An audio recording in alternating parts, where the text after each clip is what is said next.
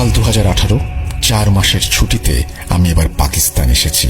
প্রতিবারের মতোই কর্মস্থল থেকে দেশে ফিরে এসে সবার প্রথমে আমি যে কাজটি করি, একটি নতুন বাইক কিনি এবং তা ছুটি শেষে যাওয়ার সময় বিক্রি করে দেই। দেশে এলেই বন্ধুদের নিয়ে বের হয়ে যাই দেশ ঘুরতে। সেবারও তার ব্যতিক্রম ছিল না। আমার বাইক নিয়ে ট্যুর পার্টনার থাকেন আমার আপন ভাগ্নে আসিফ। আসিফ পাকিস্তানের সীমান্তরক্ষী বাহিনীর পাকিস্তান রেঞ্জার্সের একজন অফিসার হিসেবে কর্মরত আছে, তাই চাইলেই ছুটি পাওয়া সম্ভব হয় না। আমি আসবো জেনে সেও আবেদন করে রেখেছিল ছুটির। তার ছুটিতে আসতে দেরি হওয়ার কারণে আমরা আমাদের ট্যুর কিছুটা পিছিয়ে দেই। সে আসলে আমরা অক্টোবর মাসের 4 তারিখ সকালে রওনা হই।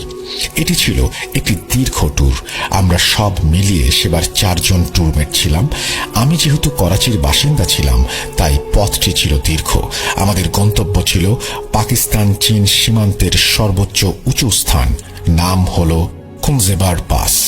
এটি সমুদ্র পৃষ্ঠ থেকে 4993 মিটার উচ্চতায় অবস্থিত এবং কারাকোরাম পর্বতমালায় অবস্থিত।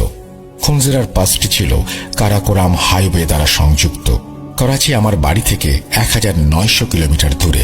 যথারীতি আমরা প্রায় 1.5 দিন বাইক চালানোর পর আমাদের গন্তব্য থেকে মাত্র 140 কিলোমিটার আগে একটি স্থানে যাত্রা বিরতি করি। দিনটি ছিল বৃহস্পতিবার।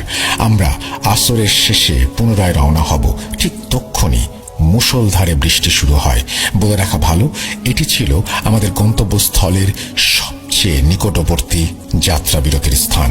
বিরতি শেষে আমরা যখন বের হব, তখন হোটেল মালিক আমাদের কোথা থেকে এসেছি এবং কোথায় যাব জানতে চাইলে আমরা তা বলি এবং তিনি তা শুনে আমাদের যা বলেন তা শুনতে আমরা মোটেও প্রস্তুত ছিলাম না। তিনি বললেন, এখান থেকে 5 থেকে 7 কিলোমিটার পরেই পাহাড়ি আঁকাপাকা রাস্তা ও জঙ্গল, যা এতটা ঘন যে সূর্যের আলো সময় মতো পৌঁছায় না। আমরা এখন রওনা দিলেও মাগরিবের আগে পৌঁছাতে পারবো না। তাই বললেন, স্থানটি মোটেও ভালো না। এখানে যারা যাতায়াত করছে সবাই কোনো না কোনো খারাপ অভিজ্ঞতার সঙ্গে নিয়ে এসেছে। বাবা, তোমরা আমার ছেলের মতো। আজ রাতটা আমার হোটেলে থেকে যাও, কাল না হয় ফজরের সময় রওনা দিও। আমরা যেহেতু সবাই বয়সে জওয়ান, তাই সেই হোটেলের মালিকের কথা উপেক্ষা করলাম, কারণ এমন ভ্রমণ আমরা আগেও করেছি। যথারীতি আমরা রওনা দেই। আকাশে মেঘ, তখনও গাড়ি নেই এই পথে। হালকা ঝিরিঝিরি বৃষ্টি হলেও তা কোনো বিশেষ সমস্যার সৃষ্টি করছে না। আমাদের রাস্তা ছিল খুবই ভালো। আমাদের পথে 2টি সীমান্ত বাহিনীর চেকপোস্ট এবং যেহেতু আমার ভাগ্নে একই বাহিনীতে কর্মরত, তাই তেমন কোনো সমস্যায় পড়তে হয়নি। কিন্তু আমাদের আশ্চর্য করে 2টি চেকপোস্ট সামনে না যেতে অনুরোধ জানায়। তারা বলে তারা নিজেরাও প্রায় এখানে প্যারানরমাল অ্যাক্টিভিটির সম্মুখীন হয়। আমরা আগে বিষয়টিকে আমলে না নিলেও সবার বারণ আমাদের ভাবায়। আমরা ছিলাম ক্লান্ত। এত লম্বা একটি জার্নি, তার মাঝে গত 2 দিন প্রায় রাস্তায়, তাই আমরা চাচ্ছিলাম তাড়াতাড়ি গন্তব্যে পৌঁছতে। আমরা আবার রওনা করলাম। কিছুক্ষণ যাবার পর শুরু হলো আঁকা বাঁকা পাহাড়ি পথ, যার উঁচু নিচু রাস্তা চলে গেছে। তখন প্রায় সন্ধ্যা হতে চলেছে। চারিদিকে আবছা অন্ধকার। স্থানটি সংরক্ষিত এলাকা হওয়ায় কোনো বাড়িঘর, দোকানপাট কিচ্ছু ছিল না। আমরা মোবাইলে সময় দেখে 4 জন একটি স্থানে বাইক থামাই এবং মাগরিবের নামাজ পড়ে নেই। হালকা বৃষ্টির আমেজ তখনও থাকায় আবহাওয়া ছিল ঠান্ডা। এমনভাবে আমরা প্রকৃতি আর নানা প্রকার আওয়াজ শুনছিলাম, ভালোই লাগছিল। আমাদের গন্তব্যে আমরা আবারও রওনা হলাম। আর তারপর আমাদের সাথে যা হলো তা আমাদের সারাটা জীবন মনে দাগ কেটে রাখবে। সবেমাত্র সন্ধ্যা হলো। নামাজ পড়ে আমরা মাত্র মিনিট 2 আসলাম। যেহেতু রাত, আঁকা বাঁকা সড়ক, আমাদের সবার বাইকের গতিও ছিল 40। আমরা একটা সোজা রাস্তা বেয়ে উপরে উঠলাম। তারপর বাঁক হয় বাম দিকে। রাস্তা প্রায় 50 থেকে 60 ফিট নিচে নেমে গেছে, আবার উপরে উঠছে। আমরা সবাই বাইকের গতি কম হওয়াতে আমাদের প্রত্যেকটি বাইক একে অপরের কাছেই ছিলাম। সবার হেলমেটেই কমিউনিকেটর ছিল। আমরা দেখলাম দূর থেকে আমরা যে রাস্তায় বাঁক নিয়ে নিচে নামবো, সেখানে আলো সাদৃশ্য কিছু জ্বলছে। আমাদের টিমে ভাগ্নের সামনে, আমি মধ্যখানে এবং শেষে আমার বন্ধুরা ছিল। আসিফকে বাইক দাঁড় করাতে দেখে আমিও দাঁড়িয়ে যাই। তারপরে একে একে সবার বাইক থামে। আমরা যা দেখি তার সাথে কোনো হিসাব মেলে না। আমরা দেখি আমরা যে বাঁক ধরে নিচে নামবো তার ঠিক নিচে একটি বিশাল জমায়েত, অর্থাৎ একটি বরযাত্রীর বহর যাচ্ছে। সেখানে প্রায় 70 থেকে 80 জনের মতো নারী পুরুষের একটি বহর, যা ছিল এমন সামনে দুটি দলে বিভক্ত ব্যান্ড পার্টি একটি সাদা ঘোড়ায় বর আরোহণ করে আছে, পেছনে একটি সুসজ্জিত ঘোড়ার গাড়ি, সবাই বিয়ের সাজে সজ্জিত, এবং পেছনে 50 থেকে 60 জনের মতো সব বয়সী ছেলে মেয়ে বয়স্ক নাচতে নাচতে যাচ্ছে। আমরা এটিকে স্বাভাবিকভাবে নিলেও আমাদের ঘোর কাটতে বেশি দেরি হয়নি। তারা এমনভাবে রাস্তা ব্লক করে রেখেছিল যে পাশ দিয়ে একটা বাইকও ক্রস করার জায়গা ছিল না। এভাবে কেটে গেল 5 থেকে 6 মিনিট। আমরা সবাই লক্ষ্য করলাম সেই বরযাত্রীর বহর দেখে মনে হচ্ছে হাঁটলেও তারা ঠিক একই স্থানে অবস্থান করছিল। আমরা কিছুটা বিরক্ত হই এবং ভাবি পাশ কেটে হর্ন বাজিয়ে গেলে হয়তো সাইড দেবে। আমরা তাই করি, বাইক চালিয়ে সেই রাস্তার বাঁকে আসি, আর যা দেখি তা দেখে আমাদের গলা শুকিয়ে যায়। আমরা সামনে যেতেই মুখোমুখি হই একটি ভয়াবহ দৃশ্যের। বরযাত্রী বহরের সবার মাথা শরীর থেকে আলাদা এবং তা হাওয়ায় ভাসছে এমন দেখি।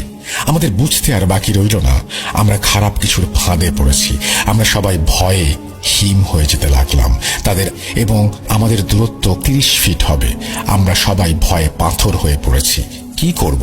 পেছনে ফিরে যাব নাকি খারাপ কিছুর মুখোমুখি হব বুঝে উঠতে পারছিলাম না। আসিফ সীমান্ত বাহিনী হওয়ায় এবং তার ডিউটি সীমান্ত হলেও এমন ঘটনা প্রথমবারের মতো দেখছেও, সেও ভয়ে হিম হয়ে গিয়েছিল। আমাদের টিমে আমি সবচেয়ে বড় হলেও আমি বুঝে উঠতে পারছিলাম না আমাদের কি করা উচিত। আমরা সবাই হেডলাইট অফ করে বাইকের স্টার্ট অফ করে বসে আছি একত্রে, খারাপ কিছুর অপেক্ষায়। কিন্তু আমাদের মনে সবারই অনুশোচনা হলো, কেন আমরা হোটেলের মালিকের বারণ শুনলাম না, যিনি কিনা আমাদের হাত ধরে না যেতে অনুরোধ করেছিলেন? কেন আমরা তাদের এত কাছে এলাম? সবাই যার যার মতো দোয়া দুরুদ পড়ছিল, কেন আমরা আসলাম? আমাদের সবার মনে একটি প্রশ্ন ঘুরছিল, এই রাতে এমন একটি জনমানবহীন স্থানে যেখানে 100 কিলোমিটারে কোনো বসতি নেই, কোনো মানুষের চিহ্ন নেই, সেখানে কোথা থেকে বরযাত্রী আসবে? এই ভাবতে ভাবতে আমাদের মধ্যে একজন পকেট থেকে ফোন বের করে ভিডিও করতে শুরু করে। রাত 7:13। আমাদের সবার ফোনই তখনকার সময়ের নতুন ফোন ছিল। আমরা সবাই ভিডিও করার সাহস করি। আশ্চর্য হলেও সত্যি, 4টি ফোনের কোনোটিতেই কোনো ভিডিওতে বরযাত্রীর কোনো অস্তিত্বই দেখা যাচ্ছিল না, কিংবা ভিডিও রেকর্ড হচ্ছিল না।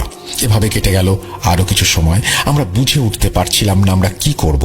আমাদের কি ফিরে যাওয়া উচিত, অপেক্ষা করা উচিত? কিন্তু এমন একটি গা হিম করা মুহূর্ত চোখের সামনে কতক্ষণ মেনে নেওয়া যায়? আমাদের মধ্যে আসিফ, আমার ভাগ্নে, বারবার বলছিল আমরা তাদের মধ্য দিয়ে চলে যাই, কিছু হবে না। কিন্তু আমি সহ আরো বাকি 2 জন আমরা তাতে রাজি হলাম না। সময় যেতে লাগলো, আমাদের মধ্যে ভয় বাড়তে লাগলো। এদিকে শরীর আমাদের একদমই চলছিল না। টানা জার্নিতে তেমন আমরা বিশ্রামের সুযোগও পাইনি একটা। এভাবে সময় পার হচ্ছিল। রাতের গভীরতার সাথে সাথে আমাদের মনে হলো আমরা সবাই যেন এক অন্ধকারে হারিয়ে যাচ্ছি। দিনে টানা রাইড করা ও বৃষ্টিতে ভেজার কারণে সবাই প্রচন্ড ঠান্ডায় জমে যেতে লাগলাম। মোবাইলের ঘড়িতে তখন রাত 10টা। এ কি আমাদের জীবনের শেষ রাত? আমার মনে হলো এটি আমাদের জীবনের সবচেয়ে দীর্ঘ ও কালো রাত। আমরা সবাই জড়ো হয়ে বসে পড়েছিলাম। আমাদের সামনে 2টি পথ খোলা ছিল। হয়তো আমরা আবার বাইক নিয়ে ফিরে যাব, নয়তো সামনে এগিয়ে এই অশরীরী বরযাত্রীর বহরকে ক্রস করে যাব। সবাই এতটা বিধ্বস্ত ছিলাম, কারো পক্ষেই বাইক চালানোর শক্তিটুকু ছিল না। পুরো সময়টিতে আমার ভাগ্নে কিছুটা অসংলগ্ন আর অস্বাভাবিক আচরণ করতে লাগলো। সে আমাদের ওপর খুব রাগান্বিত ছিল এবং চেঁচামেচি করতে লাগলো। আসিফ বলল, যেহেতু এত দীর্ঘ সময় আমাদের কোনো প্রকার ক্ষতি করেনি, সামনেও কিছু হবে না। হঠাৎ করে আমরা বাকি 2 বন্ধুর একজন কিছুটা অসুস্থ বোধ করলে আমরা তখন আরো বেশি ভয় পেতে শুরু করি। হাজার খারাপ চিন্তা মাথায় কাজ করতে থাকে। এভাবে কেটে যায় আরো 2টি ঘন্টা।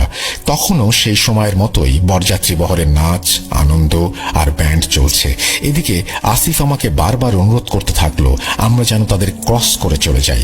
আমি ভাবলাম এভাবে আর বসে থাকা যায় না, আমাদের একটি সিদ্ধান্তে পৌঁছাতে হবে। যেহেতু আমাদের 4 জনের টিমে আমি বড়, আমার শরীর ক্রমশ হিম হতে লাগলো। আমি তখন আমার বাড়ি সংলগ্ন দরগা মসজিদের বড় হুজুরকে কল করি। আমাদের করণীয় ও বাঁচার উপায় জানতে চাই। পাহাড়ি ঘন এলাকা হওয়ায় অনেক চেষ্টার পর আমরা হুজুরকে ফোনে পাই। তিনি অত্যন্ত বয়োবৃদ্ধ একজন আলেম ও রাকি। যেহেতু পাহাড়ি এলাকা, আমি আমার যথাসাধ্য চেষ্টা করে হুজুরকে আমাদের পরিস্থিতি খুলে বলি। আমার কথা বলতেও অনেক সমস্যা হচ্ছিল।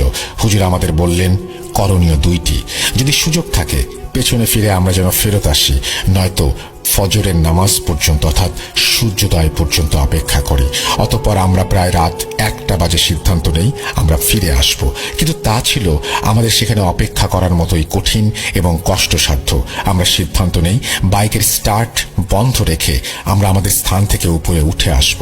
আমরা এমন স্থানে ছিলাম যা ছিল একটু উঁচু খাড়া পাহাড় বেয়ে নিচে নেমে যাওয়া একটা বাঁক। এই স্থান হতে আমাদের আবারও সেই ভেজা খাড়া পাহাড়ে উঠতে হলো। আমাদের জীবনের সবচেয়ে কঠিন ও কষ্টকর কাজ। আমাদের সবার বাইক স্বাভাবিকের চেয়েও কয়েক গুণ ভারী মনে হচ্ছিল। এখানে বলে রাখা ভালো, হুজুর আমাদের বলেছিলেন আমরা যেন তাদের অর্থাৎ বরযাত্রীদের কোনো প্রকার বিরক্ত না করে ফিরে আসি। তাই আমরা বাইক স্টার্ট না দিয়ে শরীরের সর্বশক্তি দিয়ে খাড়া পাহাড়ে উপরে উঠে আসি। আমরা সবাই উপরে ওঠার পর সবাই পুনরায় বাইক স্টার্ট দিয়ে ফিরে যাব ঠিক করলাম। আর আপাতত সেই চাচার খাবারের দোকানে আশ্রয় নেব এবং চাচার কথা না শোনার জন্য তার কাছ থেকে ক্ষমা চেয়ে নেব। আমরা বাইক স্টার্ট করলাম। ঘটনা এখানে শেষ হলেই ভালো হতো। আমরা মাত্র 15-20 সেকেন্ড বাইক চালিয়ে সামনে আসলাম। আর যেহেতু সবাই ভয়ে কম বেশি বিপর্যস্ত ছিলাম, সবাই একে অপরের গা ঘেঁষে ঘেঁষে বাইক চালাচ্ছিলাম। অতঃপর আমরা যা দেখলাম তাতে আমাদের বেঁচে ফেরার শেষ আশাটুকু হারিয়ে ফেললাম। এবার আমরা দেখলাম আমাদের থেকে 60 থেকে 70 মিটার দূরে হুবহু একই রকম একটি বরযাত্রীর বহর আমাদের দিকে ধেয়ে আসছে। তাদের সবারই একই রকমের শরীর থেকে মাথা কিছুটা উপরে ভাসছিল। আমরা আবারও শরীরের শেষটুকু শক্তি দিয়ে বাইক ঘুরিয়ে আগের জায়গায় ফিরে আসি আর দেখি আগের বহরটি এখনো সেখানেই আছে। আমাদের শরীর হাড় হিম হয়ে যাচ্ছিল। মনে হচ্ছিল সবাই সেন্সলেস হয়ে পড়ব। কিন্তু এমন মৃত্যু আমরা চাইনি। আমাদের আর আওয়াজ করার মতো কোনো শক্তি পেলাম না। এবার আমরা আগের চেয়ে কিছুটা দূরে দাঁড়ালাম। মনে হচ্ছিল সবাই একসাথে সেন্সলেস হয়ে গেলে ভালো হতো। আবার মনে হচ্ছিল এটি একটি দুঃস্বপ্ন। এভাবেই আমরা হাত পা ছেড়ে রাস্তায় পড়ে রইলাম। তারপর সকাল হওয়া পর্যন্ত অপেক্ষা করলাম। এমন অস্বস্তিকর দম বন্ধ করা রাত আমি আমার জীবনে পাইনি। আমি বলতে পারি আমরা কেউই পাইনি। রাত 3:27, তখনও ফজরের আজানের অনেক দেরি। এই বিভীষিকাময় রাত শেষ হবার নয়। আমরা যেন আর পারছি না। আমাদের সবার একই অবস্থা। শরীরে কারো এক বিন্দু শক্তিও অবশিষ্ট নেই। আমাদের শরীর এতটা দুর্বল ছিল মনে হচ্ছিল মারা যাব। আমাদের সবার চোখ ছোট হয়ে আসছিল। চোখে সব ঝাপসা দেখছিলাম। মনে হচ্ছিল মৃত্যুর কোলে ঢলে পড়ছি। কতক্ষণ ঠিক এভাবে ছিলাম জানি না। তারপর একটা সময় আমার ফোনে ফজরের আজান বেজে উঠল। আমি আধো চোখ খুললাম। ভেবেছিলাম হয়তো সবকিছু শেষ হয়েছে। তখনও ঘুটঘুটে অন্ধকার। তখনও সেই আগের মতোই বরযাত্রীর বহর সেখানেই ছিল। প্রায় 20 থেকে 25 মিনিট পর ভোর হতে থাকে। ঘন পাহাড়ি গাছপালা হওয়ায় ভোরের আলো তখনও পুরোপুরি ফোটেনি। আমরা সবাই উঠলাম আর সিদ্ধান্ত নিলাম যা হবে আমরা এবার তাদের ক্রস করে আমাদের গন্তব্য অর্থাৎ বেস ক্যাম্পে পৌঁছাবো। আমরা সবাই যার যার মতো সূরা পড়তে পড়তে বাইক স্টার্ট দিলাম। এবার আমি সবার সামনে, তারপর আমার ভাগ্নে এবং আমার বাকি 2 বন্ধু সারিবদ্ধভাবে বাইক চালাতে লাগলাম। এবং আমরা যখনই তাদের ক্রস করব হর্ন দিলাম। আমি যেহেতু সামনে ছিলাম আমি লক্ষ্য করলাম কেন যেন আমার ডান কাঁধে কেউ একজন হাত রাখলো। ভয়ে আমার শরীর হিম হয়ে গেল। আমি ঘাড় ফিরিয়ে পেছনে দেখার সাহস করলাম না। সেই বরযাত্রীর বহর থেকে 60 থেকে 65 বছরের একজন বৃদ্ধ আমাকে থামালেন আর উর্দুতে যা বললেন বাংলায় অর্থ করলে যেটা দাঁড়ায় সেটা হচ্ছে, বেটা পুরো রাত তো অপেক্ষা করেছিলে, তাহলে আর 10 মিনিট অপেক্ষা করলে কি এমন হতো। তারপর বলল, এখন সোজা তোমরা চলে যাও আর যেতে যেতে পেছনে ফিরে দেখবে না। আমরা তাদের ক্রস করলাম এবং সেবারের মতো কোনো সমস্যা ছাড়াই বেস ক্যাম্পে পৌঁছালাম। পথে আর কোথাও দাঁড়াইনি। আমরা একদিন বিশ্রাম করে আবার ফিরে আসলাম। আমরা সেখানে সীমান্তরক্ষী বাহিনী বা কাউকে কিছু শেয়ার করিনি। তারা আমাদের দেখে আমাদের সাথে খারাপ কিছু হয়েছে অনুমান করলেও আমরা কিছু না বলায় তারা আরো বেশি গভীরভাবে জানতে চাননি। আমরা ঠিকঠাক করাচিতে আমাদের বাসায় ফিরে এসেছিলাম। আসার সময় আমরা চারজনের কেউই আমাদের সাথে ঘটে যাওয়া স্থানটি মনে করতে পারছিলাম না, যেই স্থানে আমরা আমাদের জীবনের সবচেয়ে দীর্ঘ রাত প্রায় 11 ঘন্টা কাটিয়েছি তা আমাদের কারোরই ভুলে যাওয়ার কথা না। করাচিতে ফেরার পর আমরা সবাই সুস্থ থাকলেও আমার ভাগ্নে আসিফের জ্বর আসে। আমরা অনেক চিকিৎসা করালেও ভালো হচ্ছিল না। আমরা সবাই লক্ষ্য করলাম সে ঘটনার পর শুকিয়ে যাচ্ছে। আমি এবার সেই রাতের বড় দরগার হুজুরের শরণাপন্ন হই। তাকে আমাদের সব ঘটনা খুলে বলার পর পরের দিন জানাবেন বলে তিনি জানান এবং আমাদের চলে যেতে বলেন। আমরা পরের দিন ওনার কাছে যাই এবং জানতে চাই কারা সেই অশরীরী বরযাত্রীর বহর, কেন জনমানবহীন একটা জায়গায় তাদের বরযাত্রা, কেন তারা আমাদের ক্ষতি না করলেও যেতে দিলেন, কেন আমাদের পথ আটকে রাখলেন, আবার কেন বললেন 10 মিনিট পর গেলে ভালো হতো। হুজুর আমাদের যা বললেন তা ছিল এমন, তিনি জানতে পারলেন প্রায় 50 থেকে 60 বছর আগে একটি লাঠাল, স্থানীয় ভাষায় বলা হতো, যারা ছিল সশস্ত্র ডাকাত, একটি পুরো বরযাত্রী বহরকে গলা কেটে হত্যা করে সব লুট করে নিয়ে যায়। হয়তো তোমাদের সামনে তেমনি কোনো বিপদ হয়েছিল, তাই হয়তো তারা যেতে দেয়নি, এবং তারাও হয়তো চেয়েছিল সকাল হলেই তোমরা রওনা হও। কিন্তু আমাদের সবাইকে বাদ দিয়ে আসিফ কেন অসুস্থ হলো, আর সে কেন কষ্ট পাচ্ছে? তখন হুজুর সেই রাতের পুরোটা সময় জুড়ে আসিফের আচরণ কেমন ছিল তা আমার কাছে জানতে চান। আমি বললে তিনি বলেন, তোমার ভাগ্নে অবাধ্য আচরণ করেছে এবং ওই বিষয়টি নিয়ে মনে মনে খারাপ চিন্তা করেছে। তারপর হুজুর আসিফের জন্য কিছু কোরআনিক আমল দেন এবং প্রায় 2 মাস পর আসিফ সুস্থ হয়।